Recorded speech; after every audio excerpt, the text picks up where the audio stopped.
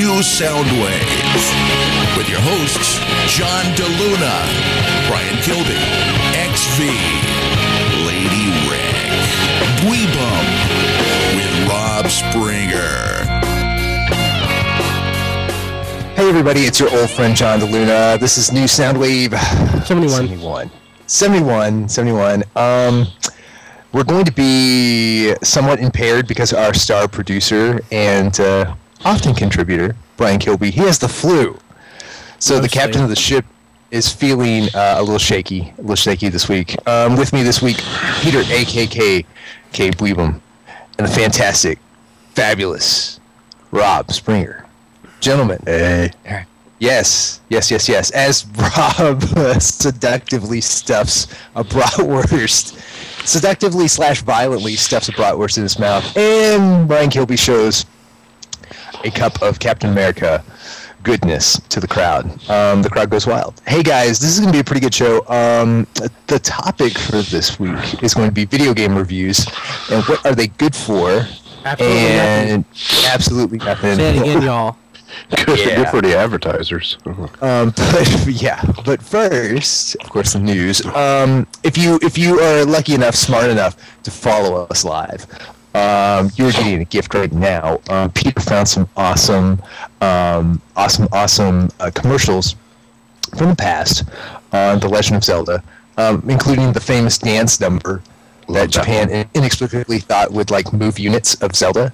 So that's a little blast from the past if you're watching live in the chat. Next in the news, okay, so Arkham City is looking awesome. It's going to hit stores on October 18th. A gameplay trailer / basics. It's basically a trailer with gameplay footage, which is unfortunately rare these days. Has come out. It looks awesome. Lots of Doctor Strange. Lots of kicking ass, and of course the Joker makes Doctor Strange Lee cameo. Or Strange, I guess. Not Doctor Strange. What's his face? Mr. Freeze? Hugo. Yeah, Hugo Strange. Hugo Strange. Yeah. Yes, Hugo Strange. He might be a doctor. Yeah, He's a doctor, but yeah, it's he's Doctor a doctor, Strange is Marvel trademark. Doctor of Right. yeah, which is I guess extra confusing. So technically it's correct, just not legally. It's correct. Anyway, the point is, Arkham City looks awesome. And I think everybody's going to run out and get it. A game that everybody has already run out and got, apparently, is Call of Duty Black Ops. Black Ops is now the #1 game in history as far as sales go. It is the best-selling video game in U.S. history according to NPD Group Research. The only trick with this is their survey only takes into account store sales, not necessarily online sales. That probably doesn't change the findings too much. No. It's just some food for thought. So yeah, Black Ops, #1 all time. And then in the past month, number 2 was Marvel vs. Capcom 3. Number 3 was Dead Space 2. Lots of numbers here. Let's see, also making the top 10 list, NBA 2K11. DC Universe Online just barely got nudged out of the top 10, I believe. So yeah, very cool stuff. Call of Duty Black Ops. I work at an apparel retailer. Let's say that, and what they do is in lots of different sections of the company, they're developing product for different people. And so what they do is they put together this archetype of the type of person that they're selling stuff to.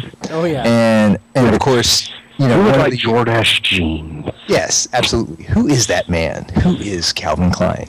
And so one of the sections, of course, they sell graphic tees and ripped jeans and stuff like that. To the I was going to say douchebag guys, but how about young men? How about that? So I was looking at the word of archetype imagery and stuff. Who is this guy? And right in the center was the Black Ops logo. Yeah, that's right. No way. Yeah, so they're in tune, baby. Well, I mean, then again, they even Chrysler got into it. They came out with a Jeep Wrangler Black Ops edition, and it was Black Ops edition. Really gonna do? I mean, really? Did you guys ever buy a car that was a special edition like that? No. Oh, dude, I got the Pit Fighter escort. Yeah, exactly. I'm not spending 40 grand on a car that's gonna it's gonna be superseded by another Call of Duty franchise. Yeah, 10 months. It's got a video game logo on it. You pay 40 grand. yeah. Well, okay. If you really love Call of Duty Black Ops, but you may hate the next one, like I would buy a Halo 2 something over like a Halo 3 something, I guess. Yeah, but you're not gonna buy a car. Why not? Really? No. I don't know about that. Well, I would buy the car from like Breakthrough for the NES, or maybe the car from Bump and Jump. Yeah, I think I would rather just buy a car and then decorate it with like magnets or something, and then that way it's like, you know what, I don't want this anymore, and then continue keeping your car. I do gotta say, like Diecast17 in the chat, and I believe him, because it's too awesome to deny. He says he has the Bumblebee Camaro. I wish Matt's got the Bumblebee Camaro. Me too. Yeah. That's okay, because it's not like Transformers: Revenge of the Fallen edition. You know, Yeah, it's fair. It's a Transformers car, so everyone's like, "Oh, sweet Transformers!" Because I mean, I saw a Dodge Charger with the Camaro. Decepticon logo instead of the Dodge logo, you know, or the former Dodge logo. But anyway, that makes sense. But I'm not getting a, like a Halo. The Bumblebee's cool because it's like, hey, he turns into a car in the movie. This is like, what, a few $100s extra for this package for a few extra things on it, versus this car now costs twice as much because it's got a EA sticker on it. Or Yeah. Yeah, it doesn't quite jive. I'm still waiting for that Madden bus, or maybe like a Yukon. Let's see here. One more story on sales. The 360 is hot. It has had its best non-holiday selling month ever. Again, according to NPD. So Microsoft has much to celebrate. The 360 sold 535,000 units in February, which is up 27% from last February. And they attribute it to the Kinect, which probably makes some sense. It probably did get a bump from that. And then, also just in general, I think the 360 has become, like we said last week, I think this was a really good call out by you, Rob. I believe that the 360 has become basically the Xerox of this generation of gaming. That people just assume, like, I'm playing my 360. That's all people say, and it's enough said. Exactly. My curiosity is what percent. Let's see here. What will not? No, go ahead. What percentage is people just buying the 360 bundle for the Kinect straight up for the Kinect so they can hack it? Nobody's buying it to hack it. Yeah. Well, it's a bonus. Boobs. I mean, that's right. How many people are going to buy something to hack? Really, when it boils down to it, less than a 1,000% are going to be hacking the thing. Well, I was just curious. 100% of your Kilby. I'm not. I have it. I've not hacked it. Oh, really? Someday, buddy. Hey, are you still playing it? No, I haven't played it since November. They came out with some new games, by the way. Some new tracks for Dance Central. Oh, sweet. I did play. I did play Marvel vs. Street Fighter this week on my Sega Saturn. I'm proud of that. Which is awesome. In Japanese. That is so awesome. What other retro games did you play? I played God of War 2 for the first time ever. Okay. I have it, and I've never played it before. I thought I was playing God of War 1. Yeah, it was. Oh yeah, it was freaking awesome. I'm actually gonna have to go back and play those now. I played that and Samurai Showdown Anthology. I was wanting to play Samurai Showdown 6, and it was okay. Samurai Showdown 5, though, not so much. Right, you need to relive this Dance Central, because for $3 per track for Dance Central, you can get Fatboy Slim, Weapon of Choice. I can pretend I'm Christopher Walken. That's awesome. Absolutely. Gwen Stefani, Holla Back Girl. Oh man, that's right. Girl. Ken Hilson, Turning Me On. I don't even know that song. Slayer's Reign of Blood. Paula Abdul, Straight Up. Now, if it was Dead Skin Mask by Slayer, I would have that. That would be so awesome. If it was Opposites Attract by Paula Abdul, you might have something. Or something from Slipknot, or Slipknot. No. Hot Top or Ramstein. So after talking about all these like hot sales, let's take it down a notch. Let's talk about something that will probably not sell. So the NGP, the next generation PSP 2. So okay, again, NGP. Wow, they are busy over there. Has done a survey, trying to find out what this thing will cost. So the consensus has been basically, essentially, that we know, we almost certainly know that there's going to be two versions, probably a Wi-Fi only and a 3G plus Wi-Fi version, very iPad-ish. And so how much is this going to cost? Well, this survey, sponsored by Ubisoft, basically has come up with the nice round figure of $350. I was thinking about $400. Oh my gosh! And that's for the 3G model, not not just the Wi-Fi model. So this will be for the fancy model. That is a lot of cash. Of course, with about $100 price difference, they're estimating that means your entry point at the PSP 2, $250, which is the same as the 3DS, isn't it? Yeah, it's the same as the 3DS, but I mean, even the 3DS is. It's we've already talked about this. We talked about this a few shows ago. I mean, it's easily the most expensive Game Boy, but I mean, it has the Game Boy brand and history. But the NGP is going to be ridiculously expensive because it's way overpowered, just like the PS3 was when it came out. And they're not going to take a lot of loss on it, especially because nobody buys games for the PSP. They just pirate them. Yeah. And Sony doesn't have any room to take any losses, probably these days. Okay, so here's a gut shot to the Wii. EA's boss apparently has come out and called it a legacy console already. So ouch. So let's see here. So hardware-wise, yeah, I mean hardware-wise it is, but it's always kind of a punch in the gut when EA Games president Frank EA was all about supporting the Wii when after it came out. It's like we haven't supported like Nintendo stuff for a while, but the Wii, that's where we want to go. They were one of the first third-party developers to support the Wii Fit. Yeah, as well. But I mean, the Wii, as far as hardware goes, is a flaming pile of crap. It still makes all kinds of money, but I really don't know why. It's a cheap developer platform that sells. So, as far as EA, whose whole mission is, well, like every other company, as much money as possible, it was just a good idea.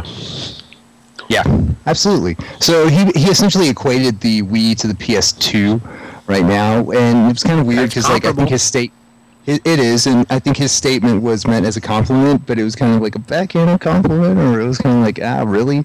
So he said, now that quote Nintendo is coming back with a second act.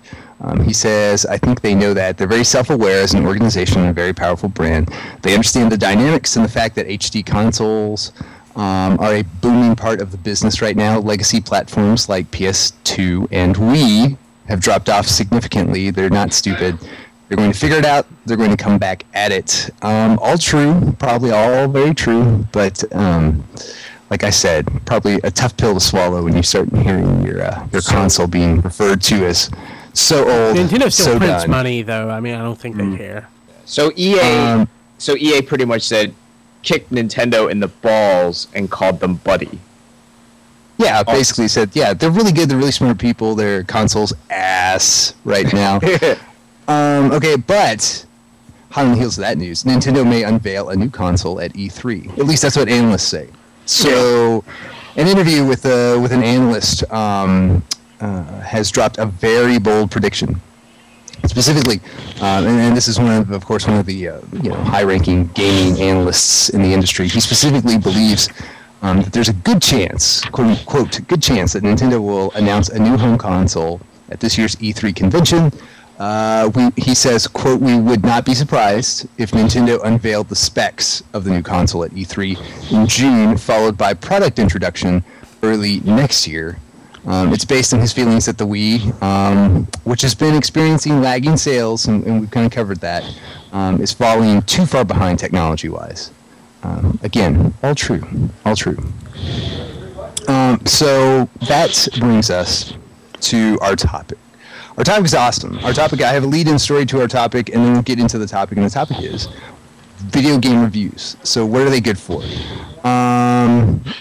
Absolutely nothing. Or something.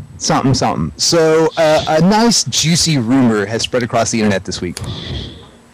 It involves a BioWare employee that may have been caught fixing Metacritic's user ratings on Dragon Age 2, which is a highly rated game already, by the way. So this is probably unnecessary. So Reddit user named Gato Fiasco became suspicious of a top user review for Dragon Age 2 on Metacritic. And this was earlier this week. Because, as he described it, these reviews read almost like a press release rather than an honest opinion. And so he followed up on his hunch. He investigated, and he found out that this reviewer was apparently a BioWare engineer named Chris Hoban. So he backtracked through social media, kind of followed the footprints, and it led him to BioWare itself. The review in question has since been removed along with the cached version, and Metacritic user ratings for Dragon Age 2 are, as of this week, hovering around 4 out of 5. It's difficult to tell if negative comments posted were genuine criticisms or simply community backlash, the subsequent negative stuff that's been posted online.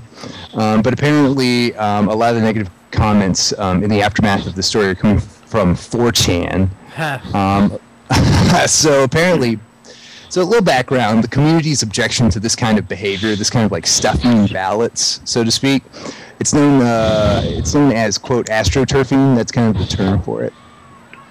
It's not necessarily that an employee of a company has potentially attempted to skew the ratings, the review scores. It's much of the controversy is really over the topic that if this is an employee of BioWare, he didn't disclose that. So there's nothing wrong with reviewing your own company's products. People probably should do it. They probably should give their honest opinion on their company's products. It's the fact that he didn't disclose it.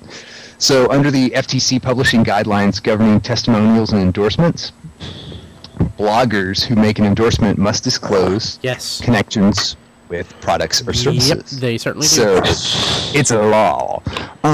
It's unlikely this is the first time astroturfing is taken place. That's quite an understatement, but it brings a new twist on the big question. Video game reviews. Have you ever taken them seriously? Yes. Nope. Every single time I buy a game, I take reviews into consideration. I was joking before. They are of paramount importance to me in purchasing a game. If a game gets a bad review, or if a game gets a series of bad reviews, I'm not going to buy it. Not so much for me because they tend to be like... I read a review once of a game where it's comparing it to another game that wasn't even the same style of game. It's like, what? Stuff like that. Like, if you notice on some video game review sites, they'll have staff review and then message board review. And you'll notice the user reviews are usually a little bit higher than the staff reviews. Where, they're being too critical a lot of the time. Critics are critics for a reason. They play a lot of games, and they know what's good. And, at the same time, I've had a lot of fun with supposed bombs, but thankfully they were $20 in a few months. So I think. No, go ahead, Dwight. I was just going to say that you get used to you'll find a reviewer that you like and you'll stick around with them and take them into consideration. I mean, I don't just take any reviewer into consideration. Right. And so, are video game reviews compared to say movie reviews? Do you take video game reviews even more seriously? A movie costs $7 or $8 to go see. A game is $60. I'm definitely going to take a game review far more into consideration than a. If Shu does it, I am not taking it seriously. I don't care about Shu so much anymore. I was never a big fan. He takes the bribes. You think so?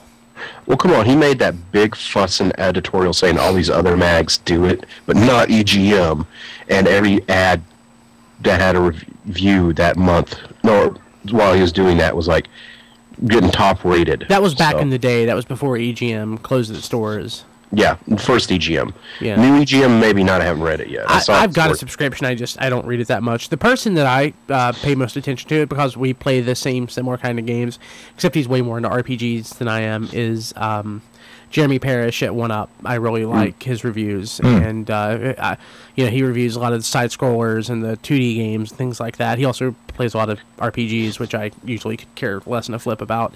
But if he likes the game, I'll usually pick it up if it's a game that I'm interested in.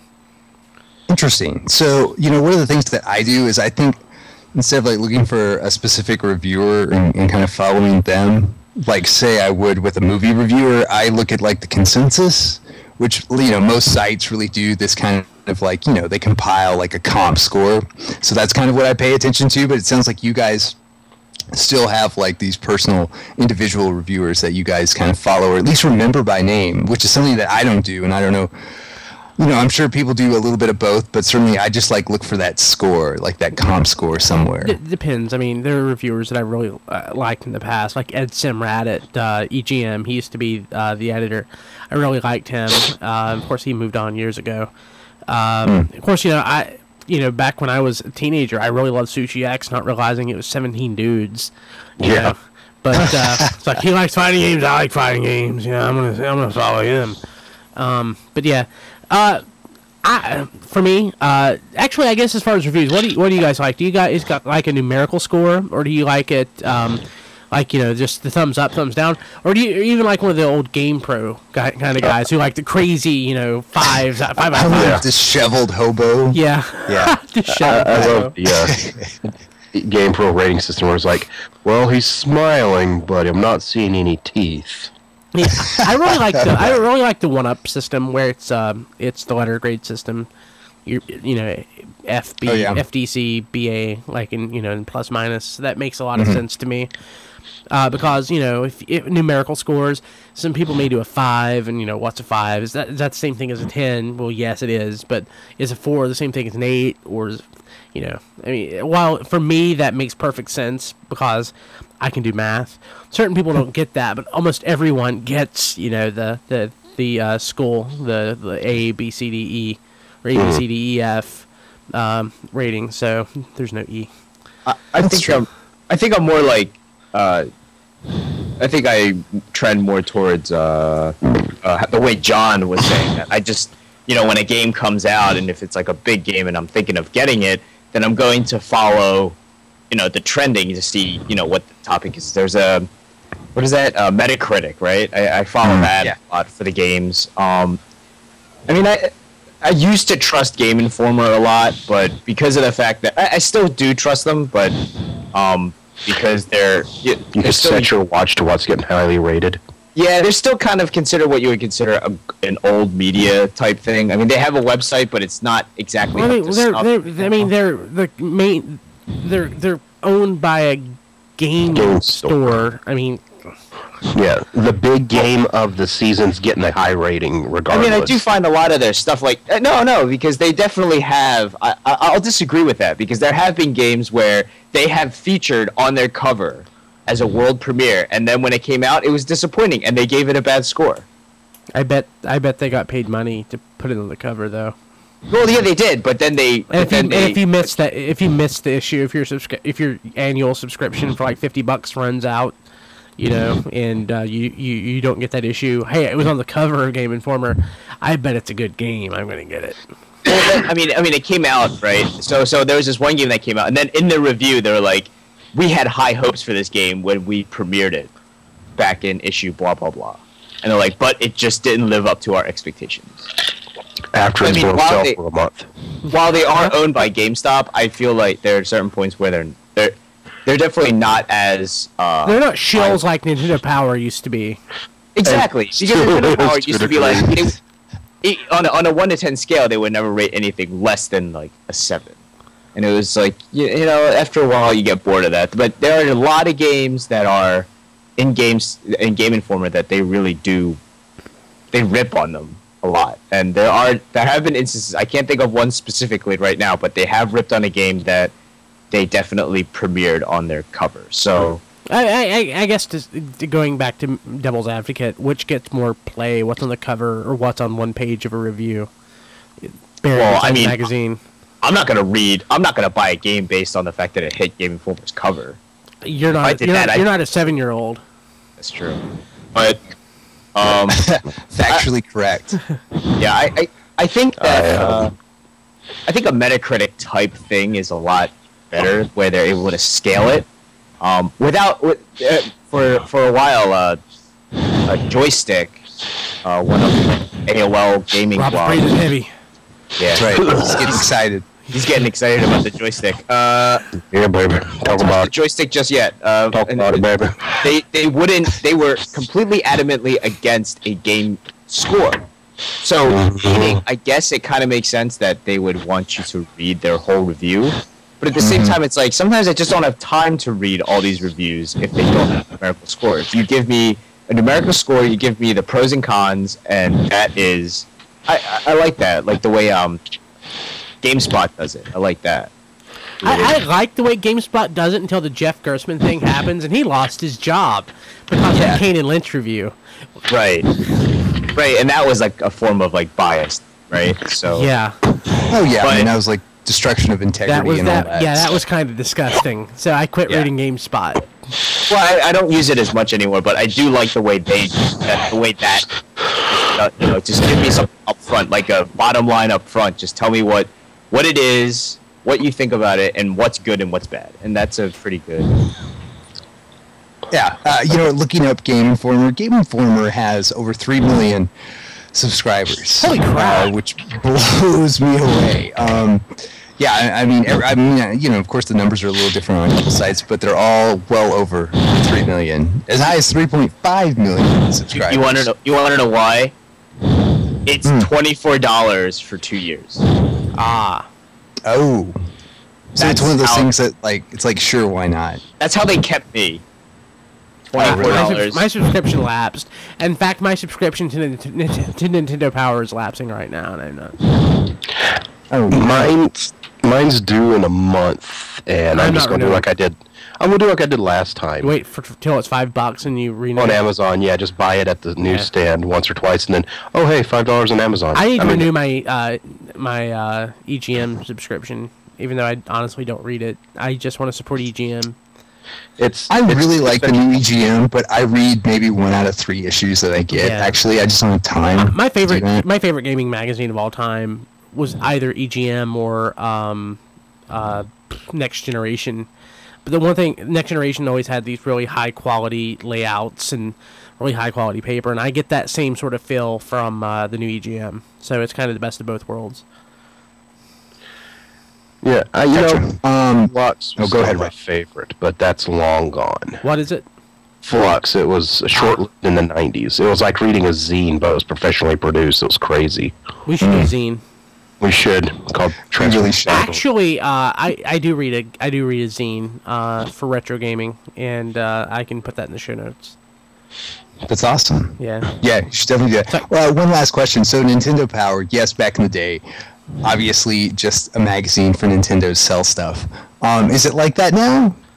It's not owned by Nintendo anymore. Oh, really? Cool. Yeah. They obviously pump. It's like obviously a Nintendo fan club still, but they're not afraid to rate a game, Nintendo-produced game 6 or lower. You know.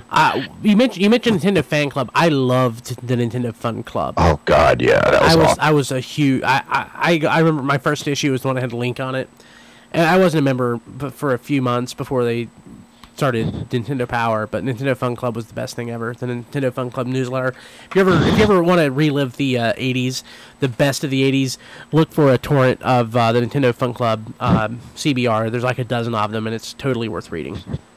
Well, it was early Nintendo Power was actually kind of hurt to read because the layout, the colors. No, it was. Oh.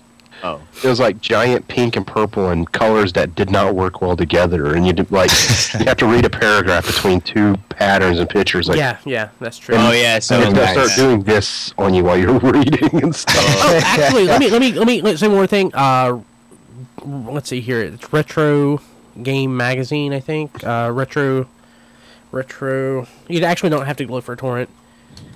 It's this website that I really like. Retromags.com. You can go and find all sorts of classic gaming magazines, and you can download them, and it's free. Retromags.com. It's not like a pirating site. It's more like a historical site where we're trying to preserve the gaming magazines from the 80s and 90s, and that's really awesome. Yeah, retromags.com. That really is awesome. I'm sure they have them all, but I have almost like every GamePro that was ever published. You probably do too, maybe. I destroyed I threw all of that stuff away at one point. Oh no! Yeah. Brian. Is GamePro over? No, they still do something. They still put out something. Actually, it's a much better magazine than it used to be. Yeah. Well. Yeah, I saw it today at the grocery store. I was just like, oh wow, really? Yeah. It kind of feels good when you're going through a Toys R Us or a bookstore and you see EGM on the rack still. For the longest time, Ingalls is like, I'm in the 90s again. I'm in an Ingalls, and there's EGM on the shelf. Yeah, I bought the last issue of GamePro. I bought at Ingalls. Well, nice. For the longest time, I kept all of my video game magazines. Yeah, I used to. I got to the point where these boxes were so heavy that the bottom would fall out of it. Yes. Yeah. I kept I can't do this. I kept all of my gaming magazines and my copies of Beckett Baseball Card Monthly, and I decided I couldn't do that anymore. Yeah.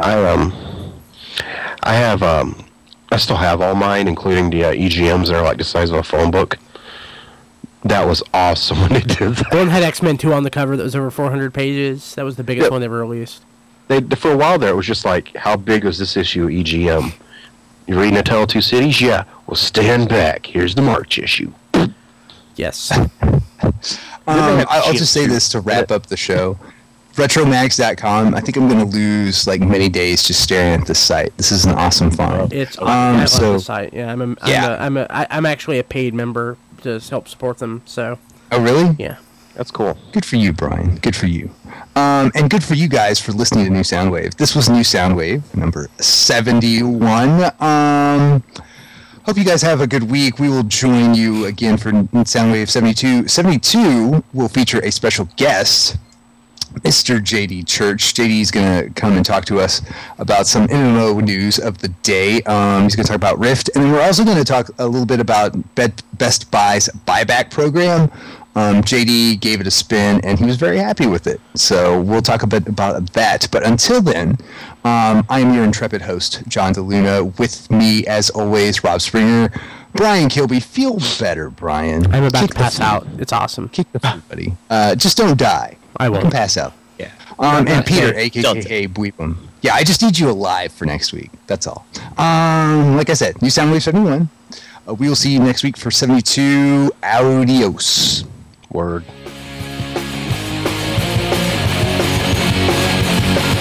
This has been New Soundwave with your hosts, John DeLuna, Brian Kilby, XV, Lady Rick, Bweebum, with Rob Springer. Visit us at tfradio.net for show notes and to subscribe to the podcast. Follow us on Twitter at tfradio for news and updates. Check out all our videos at tfvideo.net. Like the podcast? Tell your friends. New Soundwave is a radio-free Cybertron production. Copyright 2010 Radio Free Cybertron.